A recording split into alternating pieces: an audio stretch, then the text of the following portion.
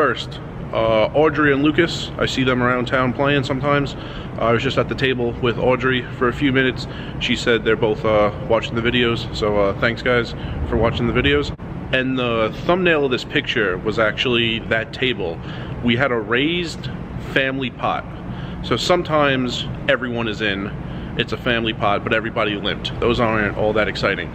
Or sometimes we get a raised family pot when like a bunch of guys are away from the table and it's only like 5 or 6 people who put money in.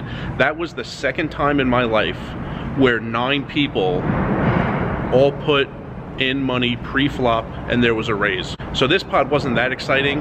The picture, you know, there's not a ton of money. It was $7 pre, 9 of us put it in. The point of the picture was to prove that there was no muck pile, so no one folded. But the pot got decent on the river. I didn't take another picture. But the other time I played a raised family pot is a much better story. This was back in Council Bluffs, and I was on the button. I had 10-7 off.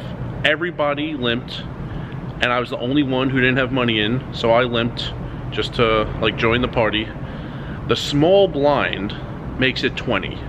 Now that's so small. The only person who could possibly fold is the big blind, because he put money in involuntarily. Maybe he has absolute rags. The big blind calls, under the gun calls, under the gun +1 calls, middle position calls. Everybody calls. Of course it gets back to me. I can't be the only one who folds. I put in the extra 17 with 10-7 offsuit.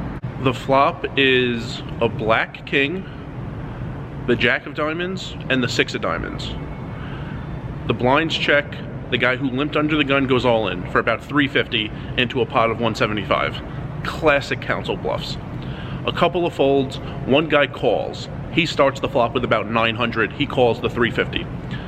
The third guy in this hand, the final guy in this hand, he goes all in on top of that. So the 350s each, that's 1,050, go into the middle, in addition to the 175 that was in there from pre-flop, you know, after the rake is taken. So that's about 1,225 in the main pot. And now if the guy in the middle calls into the side pot, that's about an extra 550 each. So about 1,100 into the side pot. He didn't seem to like it, the guy in the middle, but he calls. The guy in the middle had King 2 of diamonds, so he has top pair, no kicker, with a flush draw. He limped with it, called the 20 with it, and now he's getting all in with that. The third guy had King 6 offsuit. He limped with that, he called the 20 with it, and now he has top and bottom pair, and he's getting all in with his 2 pair. The third guy doesn't show.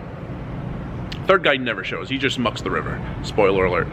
So the run out comes, the kings and 6s don't get counterfeited. It's still kings and 6s on the river, a flush card never comes, and King 6 offsuit.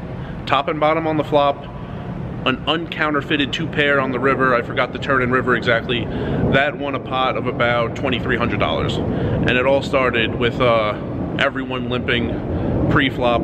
Glad I donated my $20 to that guy's $2,400 pot in a $3 big blind game in Iowa. And wasn't quite like the MGM raised family pot we just had. I'd say that pot got to around $150 maybe.